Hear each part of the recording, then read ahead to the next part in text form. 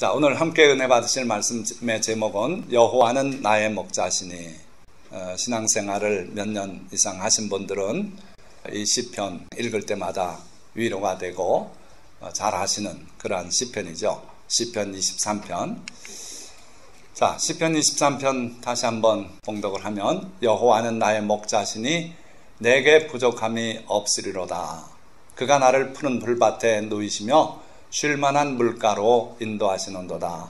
내 영혼을 소생시키시고 자기 이름을 위하여 의의 길로 인도하시는도다. 내가 사망의 음침한 골짜기로 다닐지라도 해를 두려워하지 않을 것은 주께서 나와 함께 하심이라. 주의 지팡이와 막대기가 나를 안위하시나이다.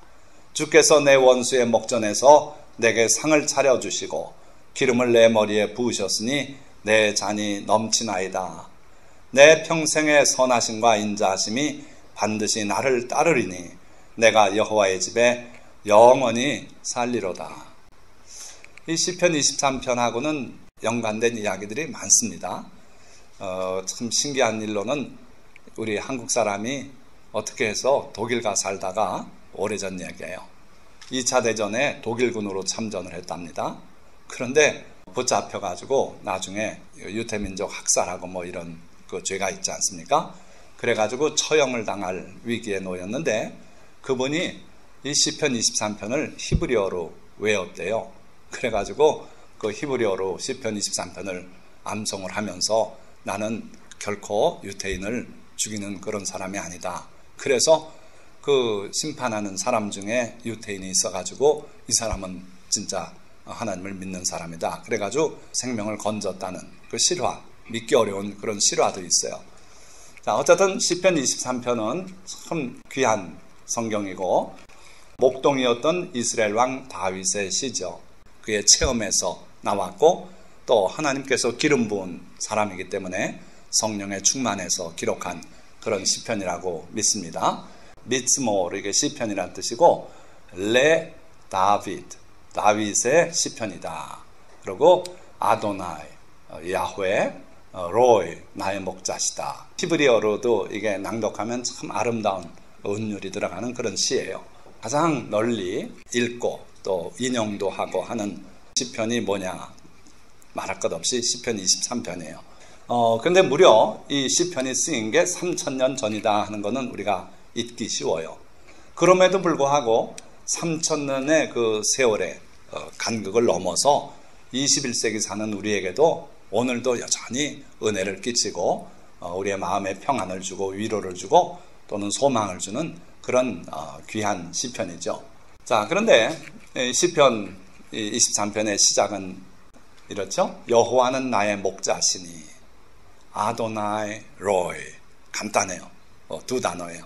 아도나이, 여호와는 로이, 나의 목자시다. 자, 그런데 여호와는 나의 목자시다. 이 짧은 두 단어의 시작이 정말 우리 삶의 대전제가 되고 있다 이거예요. 오늘 시편 23편의 대전제일 뿐 아니라 우리의 인생살이의 대전제가 되고 있다. 그래서 여호와는 나의 목자십니다. 이 고백이 있을 때 여러분들은 진정으로 하나님의 인도하심과 그 은혜 가운데 살게 된다. 자, 오늘 시편 23편을 여러분들이 잘 아심에도 불구하고 또 한번 살피는 이유는 언제 들어도 이 시편은 새로워요. 참 이상해요. 새로워요. 거기서 은혜가 넘쳐요. 그러면서도 이 시편 23편을 읽을 때마다 여러분들이 목자와 양에 대해서 이해를 하시면은 더 은혜가 되더라고요. 그래서 몇 가지 목자와 양에 대해서 말씀을 드리고 본문을 또 들어가려고 합니다. 자, 목자와 양에 대해서 말씀을 드리려고 하는데 모든 목자가 다 선한 목자다 이렇게 여러분들이 생각하기 쉬운데 그렇지 않다는 거예요. 그래서 스가랴서 11장에 보면 선한 목자와 못된 목자를 하나님이 말씀하고 있어요. 이스라엘 백성들이 나라를 잃고 흩어지고 포로가 돼서 잡혀가고 한 것은 참된 목자가 없고 못된 목자들 때문에 그렇다는 거예요. 그래서 하나님께서는 내가 목자가 되겠다고 말씀하시고 그러고 목자가 돼서 오셨어요. 예수 그리스도로서 이 땅에 목자가 돼서 오신 거죠. 그러니까 모든 목자가 다 선한 목자는 아니다. 이걸 기억하시고 우리 주님이 진정한 선한 목자다 기억하시기 바라고요. 자, 양에 대해서 몇 가지 좀 재미난 이야기를 드리고 들어갈까 하네요. 자, 여러분들 검은 양 보신 적 있어요? 흑염소는 보셨죠? 새카만 염소. 양도 검은 양이 있어요. 제가 미국서 연구소에서 활동할 때 거기가 동물이 많은 면적이 굉장히 큰 연구소였어요. 그래서 그 연구소 안에서 이 골프 카트를 타고 신나게 돌아다니고 이렇게 쥐 실험실은 저쪽에 있고 뭐 토끼 실험실은 이쪽에 있고 막 그러니까 왔다 갔다 하고 했는데 거기에 가다 보면은 양떼가 있는 데가 있어요. 근데 이 양들은 머리가 새카매요. 참 신기해요. 까만 머리의 양이에요.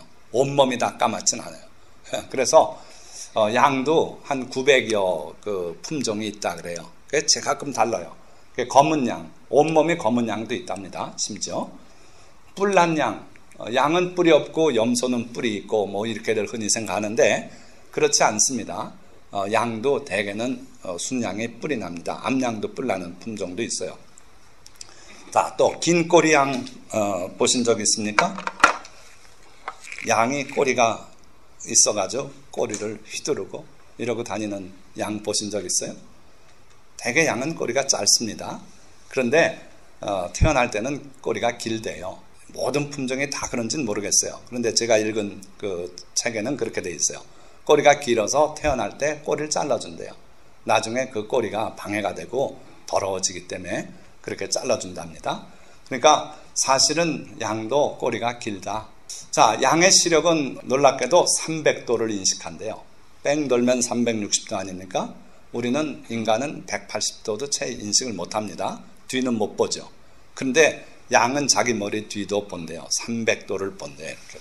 그리고 청력이 매우 뛰어나다고 합니다. 아주 세밀한 소리를 들어요. 문제는 넓은 면적을 봅니다마는 멀리 보질 못해요. 그래서 양들은 저쪽 산에 풀이 많구나 그러고 멀리 보고 글로 가는 양은 없어요. 앞에 리더가 가면은 그놈 엉덩이 보고 가요. 이게 양이에요. 그래 어떤 일이 있었냐면요. 2005년에 터키에서 그 목축업을 하는 지역인데 양이 한 1,500마리가 모여 있었대요. 아침이랍니다. 목자들이 아침에 양을 모아 같이 이렇게 한 군데 어울리게 이렇게 했는데 아침을 먹으러 갔다 왔는지 그 목자들이 비운 사이에 1,500마리 양이 사라졌어요. 어디로 갔나 하고 찾아봤더니 15m 절벽에서 다 뛰어내렸어요. 1,500마리가. 그 왜 뛰어내렸나? 그리고 그 중에 400마리는 죽었어요. 연구해 보니까 한 마리가 앞장서서 가다가 절벽에서 뛰어내렸어요. 그래서 여기 연구의 핵심이 뭐냐 하면은 짐승도 자살을 하는가. 근데 자살하는 동물은 없답니다. 자살은 인간만이 한다는 거예요. 그러니까 이게 하나의 그 관심의 대상이었는데 1,500마리가 다 뛰어내렸대요. 그런데 먼저 뛰어내린 양들은 바닥에 부딪히고 돌에 부딪히고 해서 죽었고 나머지는 이제 그 쿠션 위에 뛰어내려서 다행히 살았어요. 근데 놀라운 거는 앞에 한 마리가 뛰어내리니까 다 글로 따라서 가서 뛰어내렸다는 거예요. 그러니까 양의 습성을 거기서 우리가 분명히 알 수 있죠. 한 마리가 가면 뒤따라가는 거예요. 그냥 떨렁떨렁 앞에 가는구나. 쫓아가고 이게 양의 습성이다. 이게. 성경에는 이사야서에 예수 그리스도를 예언하는 그 말씀에 우리가 양처럼 각기 제 길로 갔거늘 여호와께서는 우리 무리의 죄악을 그에게 담당시키셨다. 예수 그리스도에게 우리의 죄악을 담당시키셨다고 말하죠. 거기에 보면 각기 제 길로 가는 양 이야기가 나와요.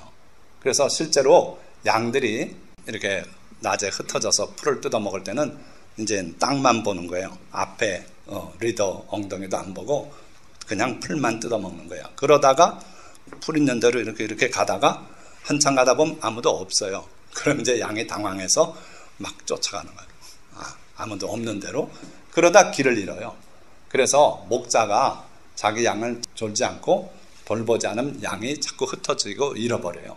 그래서 예수님은 그 길 잃은 양을 되찾아오는 비유를 여러 번 말씀하세요. 찾도록 찾으며. 그러니까 목자는 그 양이 100마리 중에 99마리 남아 있어도 한 마리를 잃었다면 그 잃은 양 때문에 나가서 그 양을 찾을 때까지 찾아서 발견하면은 목에 두르고 기뻐서 돌아온다고 그런 말씀을 하고 계세요. 자, 그래서 이 양은 시력이 각도는 넓은데 매우 근시고, 그리고 그러다 보니까 자꾸 길을 잃는 양들이 나오고, 이 양처럼 내비게이션이 형편없는 동물이 없어요. 그래서 양은 자연에서 스스로 살아갈 수 없어요. 목자가 반드시 돌봐주고, 목자가 인도하고, 길을 잃었으면 찾아오고, 이래야만 살아가는 동물이 양이다. 자, 이 목자와 양, 이 둘을 여러분들이 기본적으로 이 정도 아시고, 자, 이사야서 40장에 하나님께서 목자처럼 우리를 인도하시겠다 하는 표현을 이렇게 하고 있어요. 그는 목자같이 양떼를 먹이시며 어린 양을 그 팔로 모아 품에 안으시며 젖먹이는 암컷들을 온순히 인도하시리로다. 여호와 하나님께서 그렇게 하시겠다는 거예요. 양들을, 어린 양을 팔로 안듯이, 품에 안듯이 그렇게 우리를 돌보시고 인도하시겠다. 여호와 하나님께서 그렇게 하시겠다는 거예요. 자, 그런데 그 다음 또 이런 말씀이 있어요. 목자가 되는 꿈을 품으신 하나님을 소개하고 있는데, 하나님이 하늘 보좌에 계시면 족하지 무엇 때문에 목자가 되시려고 그러는가. 근데 목자가 되는 게 꿈인 그런 하나님의 모습을 우리에게 소개해 줘요.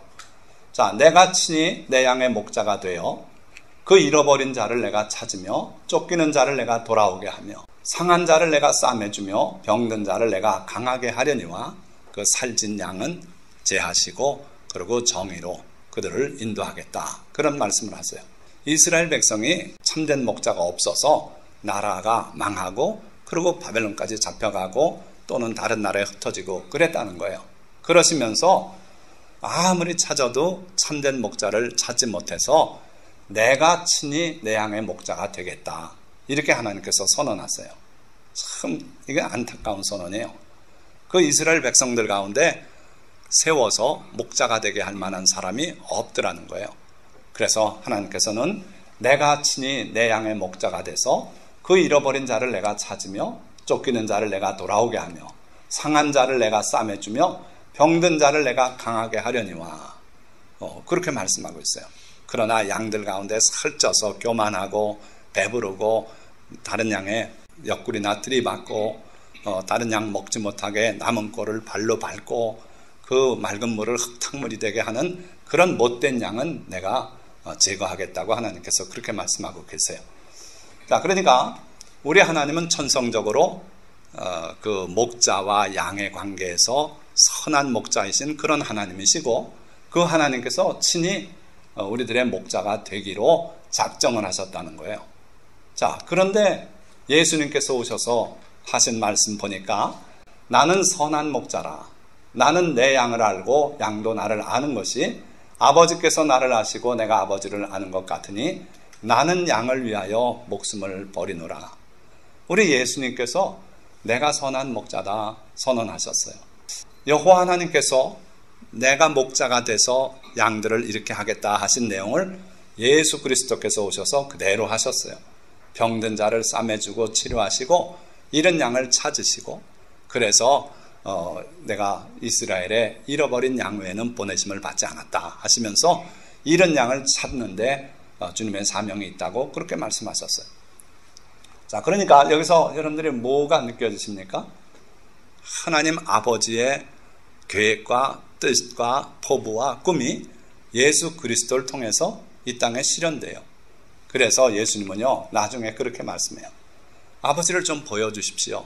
빌립이 그렇게 말했죠. 그때 예수님께서 내가 너희와 이토록 오래 있었는데 아버지를 보여달라 하느냐. 나를 본 자는 아버지를 보았느니라. 그렇게 말씀하시고, 또 다른 곳에서는 나와 아버지는 하나이니라. 그렇게 말씀하세요. 그러니까 여호와 하나님과 나는, 예수 그리스도는 하나이시다. 그래서 요한복음에도 보니까 태초에 말씀이 계시니라. 그 말씀이 하나님과 함께 계셨으니 그 말씀이 곧 하나님이시니라 그랬어요. 그러니까 하나님이셨던 그 예수님께서 하늘 영광을 내려놓으시고 이 땅에 우리와 같은 인간의 몸을 입고 오신 분이 바로 예수 그리스도시다 이거예요. 그래서 아버지와 우리 예수님 아들 하나님의 아들 예수 그리스도는 한 분이신 분이고 그 예수님이 이 땅에 오셔서 잃은 양을 찾도록 찾아다니지 않겠느냐. 비유 말씀도 그렇게 하셨고 실제로 그렇게 하셨어요. 자, 하나님 또 우리 주님이 나의 목자가 된 사람의 복됨이 여기 있어요. 여호와는 나의 목자시니 내게 부족함이 없으리로다. 물론 대전제는 여호와는 나의 목자가 된 분의 하나님 얘기예요. 그러니까 여러분들이 하나님을 여러분들의 목자로 이렇게 모시고 있으니까 여러분들에게는 결코 부족함이 없으리라는 하나님의 약속이에요. 과연 그런가? 하나님을 목자로 삼은 사람들은 부족함이 없는 삶을 사는 것인가? 그렇습니다. 이스라엘 백성을 하나님께서 광야로 이끄실 때 원래는 바로 가나안 땅으로 들어가게 돼 있었죠. 그런데 원망을 하는 바람에 하나님께서 진노해서 40년을 광야 생활하게 하셨어요. 광야에 뭐가 준비되어 있습니까? 아무것도 없어요. 농사도 지을 수 없는 데입니다. 비가 와야 농사를 짓죠. 우린 비가 잘 오는 복된 나라에 사니까 비의 고마움을 모르는데 광야 지역 가면은 그렇습니다. 그래, 거긴 농사도 지을 수 없어요. 독사가 드글거립니다. 불뱀에 물려서 많은 사람들이 죽어갔던 적이 있어요. 하나님께서 모세를 통해서 노뱀을 만들어 장대 높이 들어라 해가지고 그걸 보는 사람마다 살아났던 적이 있어요. 어떻든 광야는 생존할 수 없는 지역이에요. 그런데 그 많은 이스라엘 백성이 광야에서 40년을 떠돌았어요. 그런데도 하나님께서 함께 계셨기 때문에 그들에게 부족함이 없었다 이거예요. 광야에서 40년을 살아도 부족함이 없었다는 거예요. 내 하나님 여호와께서 이 40년 동안을 너와 함께 하셨으므로 내게 부족함이 없었느니라. 그렇게 말씀하고 있어요. 자, 구체적으로는 너희 몸에 옷이 낡아지지 아니하였고 너희 발에 신이 헤어지지 아니하였으며 그들이 입고 나온 옷이 40년을 헤어지지 않았어요. 그들이 신고 나온 신이 40년 동안 헤어지지 않았어요. 더 놀라운 거는 그들이 어렸을 때 신은 신이 성인이 되고 장년이 됐는데도 발에 맞았어요. 신발이 같이 컸어요. 그런 기적을 하나님이 그들에게 베풀었다 이거예요. 매일같이 만나가 끊임없이 내렸어요. 그래서 그들이 걷어먹고 살았는데 하나님의 능력이 잠깐 실수해서 사흘은 굶어서 죽을 뻔하였더라. 그런 말이 없어요. 40년을 변함없이 하나님 먹이셨어요. 그러니까 필요한 모든 것들을 채워주셨어요. 그렇다고 해서 광야에서 그들이 그 만나를 걷어서 말려가지고 팔아서 돈 좀 벌어서 은행에 넣었더라. 그런 것도 없어요. 그냥 하루하루 하나님의 도움을 바라보면서 그렇게 살았는데 부족함이 없었더라는 거예요. 오늘 21세기를 사는 우리는 거기에 만족을 못하는 것 같아요. 뭔가 좀 쌓여서 이제 더 이상 일 안 해도 되겠다. 이제 30년은 먹을 만큼 되니 내가 여유롭게 살겠다. 이렇게 되길 자꾸 바라요. 그런데 성도라면 하나님을 바라보고 여호와께서 내 목자시니까 내게 부족함이 없을 것이다. 이걸 믿고 그러고 나가시길 바라요. 그러면 하나님께서 필요에 따라 모든 걸 채워주시고 때로는 넘치기도 해요. 그래서 큰 부자가 되게도 하시고 하나님의 사역을 감당하도록 그렇게도 하실 거예요. 그러나 집 나간 둘째 아들은 어땠습니까? 아버지에게 어느 날 가가지고 내게 돌아올 분깃 미리 좀 주십시오. 오늘 21세기형이에요. 이 둘째 아들이. 요즘 보면은 건장하신 부모님을 놓고 그거 팔아서 어차피 놔줄 거 미리 좀 주십시오. 나 사업 좀 해야겠습니다. 이런 자식들이 많대요.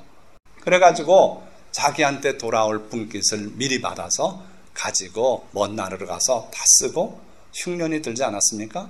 그러니까 돈 떨어지고 흉년 드니까 일자리 구하지 못해서 돼지 치는데 취직했어요. 돼지는 자꾸 먹이는데 그거 좀 내가 먹고 싶어서 먹으려고 하면 주인이 야단치고 못 먹게 해요. 그래서 나중에는 돌아가야겠다 생각하고 이런 말을 하는 거예요. 내 아버지에게는 양식이 풍족한 품꾼이 얼마나 많은가. 나는 여기서 줄여 죽는구나. 그러니까 여호와는 나의 목자가 되신 그런 분은 부족함이 없는 삶을 하나님이 보장해 주셨어요. 그러나 하나님 밖으로 뛰쳐나갈 때는 이런 꼴이 될 수도 있어요. 자, 하나님께서 우리를 인도하시는데 그가 나를 푸른 풀밭에 누이시며 쉴만한 물가로 인도하시는도다. 하나님께서 인도하시는 모습 보니까 푸른 풀밭이에요. 그가 나를 푸른 풀밭에 누이시며 여기서 마음껏 뜯어먹고 그러고 쉴 수 있게 그렇게 인도하시고 또 때로는 쉴 만한 물가로 인도하시겠다. 그렇게 말씀하고 있어요. 하나님께서는 또 뭘 하시냐면 우리에게 쉼을 약속하셨어요. 그래서 내가 친히 내 양의 목자가 되어 그것들을 누워있게 할지라 주 여호와의 말씀이니라. 하나님께서는 내가 친히 내 양의 목자가 되어서 뭘 하신다고요? 길 잃어버린 양들 데려오고 아픈 양 치료도 하고 그렇게 하시는데 그 전에 그것들을 누워있게 할지라 주 여호와의 말씀이니라. 배불리 먹고 이렇게 누워서 자는 그 모습을 연상하시면 돼요. 하나님께서 자기 백성, 자기가 기르는 양은 이러한 평안을 주시겠다는 거예요. 쉼을 주시겠다는 거예요. 그래서 푸른 초장으로 인도하고 실컷 먹고 그리고 쉬게 하는 그런 복을 주시겠다 말씀하신 것이고요. 예수님도 똑같아요. 수고하고 무거운 짐진 자들아 다 내게로 오라. 내가 너희를 쉬게 하리라. 자, 인생에 얼마나 고달픈 삶을 사는 분들이 많아요. 이분들도 사실은 예수님 믿고 주님의 은혜 안에 들어가서 그래서 실제적인 복을 받으면 이거 다 면할 수 있어요. 예수 그리스도의 복음이 들어간 나라치고 거지 나라가 없어요. 유럽이 먼저 복음 받아들여서 부한 나라들이 되지 않았습니까? 이 아시아에서도 대한민국이 복음을 받아들여서 복받은 거예요. 하나님께서는 우리에게 쉼을 주고 이 저주의 무거운 짐들을 다 풀어놓고 쉴 수 있게 하시겠다는 게 복음이에요. 그렇게 쉼을 약속하셨을 뿐 아니라 쉼을 명령하고 계신 하나님이신 걸 또 여러분들이 믿어야 돼요. 그래서 우리가 무조건 그냥 몸이 아슬아슬하고 일만 하는 게 대수가 아니에요. 때때로 쉬어야 돼요. 그래서 일곱째 날은 내 하나님 여호와의 안식일인즉 너나 내 아들이나 내 딸이나 내 남종이나 내 여종이나 내 가축이나 내 문 안에 머무는 객이라도 아무 일도 하지 마라.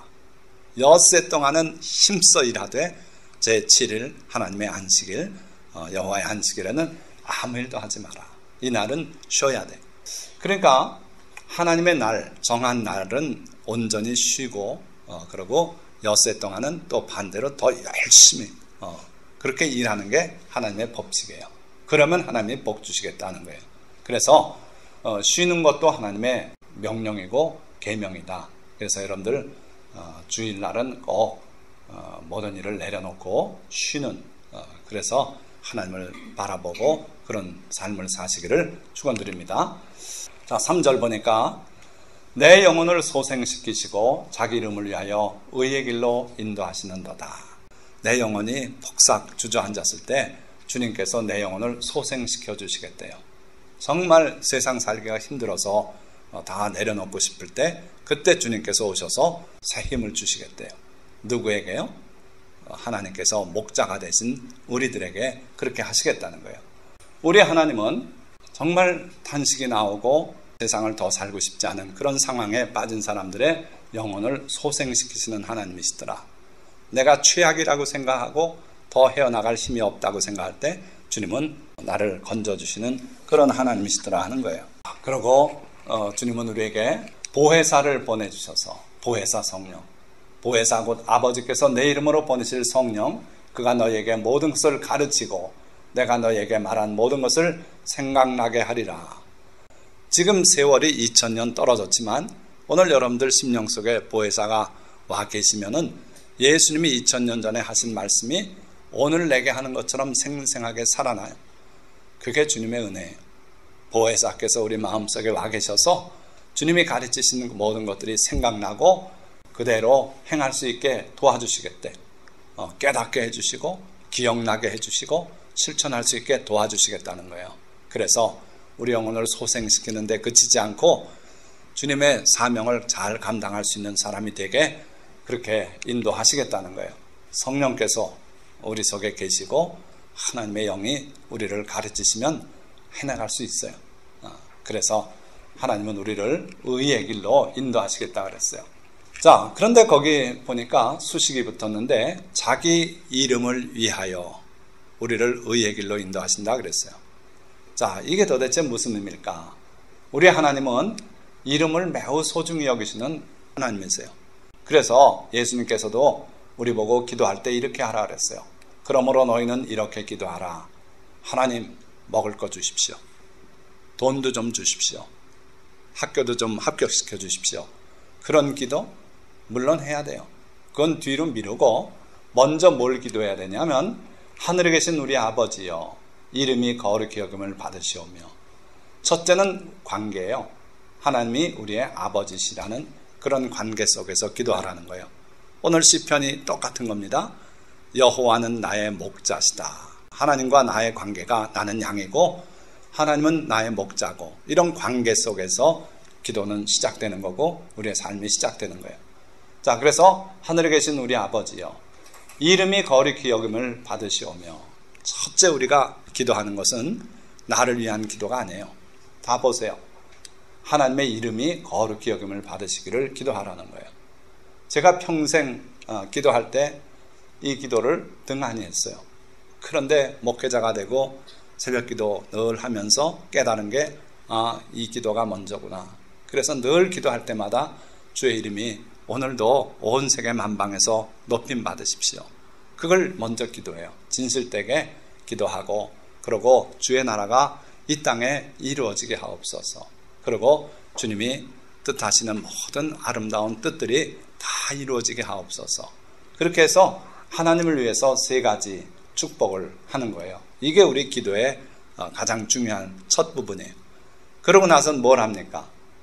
그 다음 이 뒤에 뭐가 있습니까? 오늘날 우리에게 일용할 양식을 주옵시고, 욕심도 내지 말고 하루하루의 양식을 주시면 족한 줄로 알라. 하나님의 뜻이 있어서 더 넉넉히 주시기도 하겠지만 일용할 양식을 구하라 그러셨고, 그 다음에 죄 사함을 위해서 기도하라 이거예요. 우리가 우리에게 죄 준 자를 사하여 준 것처럼 우리 죄를 사하여 주옵시고, 그리고 그 다음에 뭘 합니까? 죄 문제 기도한 다음에 우리를 시험에 들게 하지 마옵시고 다만 악에서 구하옵소서. 죄 문제가 또 그 다음에 소중해요. 그런데 어떻든 그 모든 기도 중에서 하나님의 이름이 거룩히 여김을 받으시게 되기를 첫째 기도 제목으로 넣으라는 거예요. 자, 그만큼 하나님은 자기 자신의 이름을 매우 소중히 여기시는 분이기 때문에 예수님께서 그렇게 기도하기를 우리에게 명하고 계세요. 자, 10계명에도요, 너는 내 하나님 여호와의 이름을 망령되게 부르지 말라. 하나님의 이름을 쉽게 사용해서도 안 된다는 거예요. 농담할 때 하나님의 이름을 써도 안 되고요, 또 가벼운 마음으로 하나님의 이름을 언급해도 안 돼요. 그래서 이스라엘 사람들은 아까 시편 히브리 글자로 네 글자인데 읽을 때 아도나이라고 읽어요. 원래는 그게 야훼예요. 그런데 야훼라는 하나님의 이름을 발음하는 것을 죄스럽게 생각해요. 함부로 부를 수 있는 이름이 아니다. 그래서 이스라엘 백성은 아예 아도나이라고 돌려서 말해요. 그 정도로 이 계명을 그들은 준수하는 거예요. 하나님의 이름을 망령되게 부르지 마라. 진짜 꼭 불러야 될 경우에 경외심을 가지고 부르도록 해라. 그렇지 않고 함부로 부르는 걸 나는 죄 없다고 하지 않겠다. 하나님 그렇게 말씀했어요. 그만큼 우리 하나님은 하나님의 이름을 소중히 여기시는 그런 분이십니다. 자, 그래서 그 이름이 있는 곳에 하나님께서 복을 내리시겠대요. 놀라운 약속이에요. 내가 내 이름을 기념하게 하는 모든 곳에서 내게 임하여 복을 주리라. 보잘것없어 보여도 우리 말씀사랑교회 예배 처소는 우리 하나님의 이름을 기억나게 하는 곳이에요. 예수 그리스도의 이름으로 모이는 곳이에요. 그래서 이곳에 하나님께서 임하여서 복을 주리라 약속하셨어요. 놀라운 약속이에요. 시골에 아무리 허물어져가는 조그만 교회라도 거기에 하나님의 이름이 있다면 그곳에 하나님이 임하여 복 내리시겠다 그랬어요. 그러니까 우리가 길 가다가도 시골 교회가 있어서 기회가 된다면 들러서 거기서 기도하고 가면 하나님의 복이 우리에게 쏟아질 줄 믿습니다. 자, 이거 그래. 이거 시골에 미국의 어느 시골에 있는 조그만 정말 교회라고 할 수 없는 기도 장소 같은데, 이런 것도 십자가가 있고 예수 그리스도의 이름을 기념하는 것 아닙니까? 여기도 그냥 지나가지 마시고 예를 들면 이 앞에 가서라도 기도하고 가실 수 있길 바랍니다. 하나님께서 복 주시겠다고 약속하셨어요. 우리 하나님은 자기 이름을 그만큼 소중하게 여기신다. 그 이름이 복의 근원이 된다 이거예요. 그래서 우리 하나님은 이름을 귀히 여기시는데 자기의 이름을 첫째로 귀히 여기시고, 그러고 또 우리에게도 좋은 이름을 주기를 원하세요. 그래서 새 이름을 주시는 하나님, 아브라함, 아브라함이 뭐냐? 아브라함이라고 해라. 또 그의 아내 사레가 뭐냐? 사라라고 하거라. 이름을 바꿔주셨어요. 그뿐 아니라 시몬 보고는 예수님께서 장차 게바라 하리라. 게바가 번역하면 헬라어로 베드로예요. 베드로. 그래서 우리에게 베드로로 잘 알려졌지만 원래 이름이 시몬입니다. 그리고 야곱은 어떻게 했습니까? 하나님의 천사를 붙들고 그렇게 씨름하다 얻은 게 이름 바꿔준 것뿐이 없어요. 뭐라고 바꿨어요? 야곱이 뭐냐? 이스라엘이라 해라. 그런데 그 이스라엘이라는 이름의 비밀이 하나님과 겨뤄 이긴 자란 뜻이라는 거예요. 그러니까 하나님을 이긴 자, 그 복된 이름을 하나님께서 허락하셨어요. 그래서 우리 하나님은 이름을 소중히 여기는 분이다. 우리의 이름조차도 바꿔주길 원하세요. 예수님께서 이기는 그에게는 내가 감추었던 만나를 주고 또 흰돌을 줄 터인데 그 돌 위에 새 이름을 기록한 것이 있나니 받는 자밖에는 그 이름을 알 사람이 없느니라. 여러분들 이름이 마음에 안 드십니까? 장명소 가서 돈 주고 바꿀 필요 없어요. 아름다운 이름을 주님께서 이미 여러분들을 위해서 마련하셨어요. 천국 가는 순간 주님께서 흰돌을 여러분들에게 주실 텐데 거기에 예수님께서 여러분들을 사랑해서 주신 이름이 있을 거예요. 저는 그 이름이 뭔지 기대가 돼요. 여러분들 모두에게 주님께서 여러분들의 성품을 아시고 여러분들이 주님을 위해서 애쓰신 걸 아시고 기록한 이름이 있을 거다 이거예요. 그 받는 자 외에는 그 진정한 의미를 모를 것이다. 나와 주님과의 관계 속에서 주께서 주시는 이름이기 때문에 그래요. 여러분들에게 한 분도 빠짐없이 흰돌에 아름다운 이름이 새겨져서 전달되기를 주님의 이름으로 축원드립니다. 지금까지 다 좋지 않습니까? 하나도 뺄 거 없어요. 주님께서 우리의 목자가 되시겠다 그랬고 내 삶에 부족함이 없겠다 그러셨고, 그리고 푸른 초장으로 인도하시고 쉴만한 물가로 인도하시고 거기에 누워 쉴 수 있게 하시겠다 그랬어요. 때때로 우리가 혹시 우리 심령이 지치고 할 때는 또 우리의 영혼을 소생시키시겠다 그랬고, 그런데 거기까지는 좋은데 보니까 내가 사망의 음침한 골짜기로 다닐지라도 해를 두려워하지 않을 것은 주께서 나와 함께 하심이라. 주의 지팡이와 막대기가 나를 안위하시나이다. 그런데 이게 실제로는 죽음을 의미하지 않습니다. 사망의 세력이 느껴지는 음침한 골짜기. 제가 중학교 2학년 마지막 무렵에 폐결핵에 걸려서 심하게 피를 토하고 그러고 죽음의 골짜기를 지나간 적이 있어요. 꿈 가운데 정말 긴 터널을 지나가는데 캄캄해요. 너무 음침하고 습하고 물이 떨어지고 끝은 안 보이고 그걸 어쨌든 빠져나가야 되는데 한참 가다 보니까 소망이 보였어요. 뭐냐면 앞에 한 분이 가고 계세요. 그래 더 열심히 쫓아갔어요. 가는데 보니까 지팡이 짚고 흰옷을 입고 가시는데 그분이 예수님이다 하는 생각이 확 들었어요. 그래서 예수님의 얼굴을 뵈려고 더 빨리 쫓아가는데 환하게 바깥으로 나가고 말았어요. 그러고 옆모습만 살짝 봤어요. 그래가지고 찬양을 부르면서 할렐루야 우리 예수 부활성천하셨네. 잠깐 제가 그 중학교 때 폐결핵 앓으면서 많은 계시적인 꿈도 꾸고 죽음을 넘나드는 그런 일들이 있었어요. 그럴 때 예수님의 그 모습, 또 그때 체험했던 긴 터널, 이게 주는 교훈이 많았어요. 바로 그 상황이에요. 내가 사망의 음침한 골짜기를 다닐지라도 지나갈지라도 주님께서 우리를 그 음습한 골짜기, 내가 가기 싫은 곳, 그곳으로도 지나가게 하신다 이거예요. 왜 주님이 우리를 이런 질병을 또 사고를 재앙을 통해서 우리를 그 음침한 골짜기를 지나가게 하시는가? 거기를 건너가야 더 넓은 세상에 있고 주님께 가까워지고 하기 때문에 그렇게 인도하신다는 거예요. 그럴 때 여러분들은 다윗과 같은 자세로 따라가면 좋겠어요. 해를 두려워하지 않는 마음으로, 담대함으로, 해를 걱정하지 말고 그렇게 주님을 따르라 이거예요. 그렇게 할 수 있는 이유가 뭐냐면 주께서 나와 함께 하십니다. 나하고 지금 같이 가고 계시다 이거예요. 내 목자가 저 앞에 계시다 이거예요. 그러니까 그분이 나를 죽으라고 그를 인도할 일은 없다. 그러니까 주님께서 나와 함께 지금 가고 계시니까 걱정하지 말고 가자는 거예요. 그리고 그럴 때 주의 지팡이와 막대기가 나를 안위하시나이다. 지켜 보호하시더라는 거예요. 그래서 두려움 없이 여러분들이 이 터널 또는 사망의 음침한 골짜기를 따라 나서시길 바랍니다.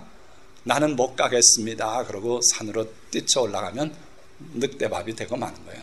주님을 따라서 그 골짜기를 건너가면 되는 거예요. 승리가 있는 겁니다. 자, 그럴 때 주님은 그가 너를 위하여 그의 천사들을 명령하사 내 모든 길에서 너를 지키게 하심이라.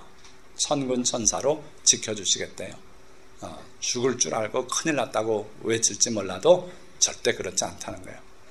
아무리 롤러코스터가 겁이 나고 그래도 사실은 그거 떨어져서 죽는 사람 거의 없다고 봐야 돼요. 그렇죠? 그러니까 하나님께서 우리를 그런 위경으로 통과하게 하실 때는 대책이 다 있어요. 그래서 천군 천사로 우리를 지키게 그렇게 하고 심지어 발이 돌에 부딪히지 아니하게 그렇게 하시겠다는 거예요. 그래서 두려워하지 마시고 어려움이 있을 때는 기도하시면 돼요. 기분 나쁘지요. 그걸 지나가려니 억울하지요. 때로는 그렇죠? 두렵지요. 그러나 그 감정을 다 주님 앞에 내려놓으시고 주님 믿습니다. 주님 도와주십시오. 무사히 지나가게 이 롤러코스터가 끝나게 사고 안 당하고 내려갈 수 있게 도와달라고 그렇게 기도하시기 바라요. 그러면 주님께서 지켜주실 줄 믿습니다. 다윗은 이렇게도 고백해요. 군대가 나를 대적하여 진칠지라도 내 마음이 두렵지 아니하며 전쟁이 일어나 나를 치려할지라도 나는 여전히 태연하리로다. 남들은 전쟁 난다고 불안해하고 우리 대한민국은 너무 불안하지 않아서 걱정이죠. 그래서 오히려 그게 하나님의 매를 맞는 하나의 이유가 될 것 같아서 제가 늘 설교하고 하는데 이제 조금 변하더라고요. 6차 핵실험까지 하고 나니까 이제 비상품 모아놓은 것이 잘 나간대요. 그래가지고 이제서야 국민의 마음이 좀 불안해서 움직이기 시작하는데 이제 됐어요. 불안해할 필요 없어요. 불안해하지 않을 때 하나님께서 우리를 깨뜨리고 채찍으로 때리실 수 있어요. 그러나 이제 국민들의 마음이 불안해하고 두려워하면 하나님께서 됐다. 그러면 내가 지켜주마. 그렇게 하실 수 있는 하나님이에요. 그래서 진짜 군대가 나를 대적하여 진을 치고 이거 우리 국군이면 얼마나 좋습니까? 씩씩하고 안경 끼고 막 중무장하고 북한군이에요. 특수부대예요. 목적이 뭔지 모르는 그런 특수부대가 창설돼서 이렇게 행군하고 있어요. 그래도 걱정하지 마시라 이거예요. 두려워하지 마시라 이거예요. 전쟁이 일어나 나를 치려할지라도 나는 여전히 태어나리로다.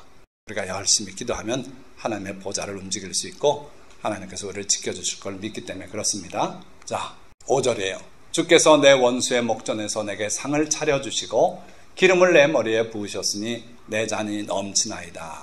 그러니까 하나님께서 우리가 하나님의 집에 초대를 받았다 합시다. 갔더니 나를 싫어하는 내 원수 마귀 앞에서 내게 멋있게 상을 차려준 거예요. 우리가 오길 기다리시고 그리고 상을 벌려놓으시고 다 준비되어 있고 거기에다 또 내 머리에 기름을 발라주시고 그리고 내 잔에 포도주를 잔뜩 따라주시고 이렇게 하나님이 대접하시더라는 거예요. 하나님께서 나를 이렇게 과분하게 접대해 주시니 내 잔이 넘치나이다. 우리를 미워하는 원수들이 있어요. 우리 실생활에도 있지요. 직장에서도 나 괴롭히던 사람도 있고 우리 사회 속에서 그런 사람들이 없지 않아 있어요. 그런데 하나님께서는 그 원수들이 보는 앞에서 사탄이 보는 앞에서 우리에게 복을 한량없이 주신다 이거예요. 그래서 내 평생의 선하심과 인자하심이 반드시 나를 따르리니 내가 여호와의 집에 영원히 살리로다.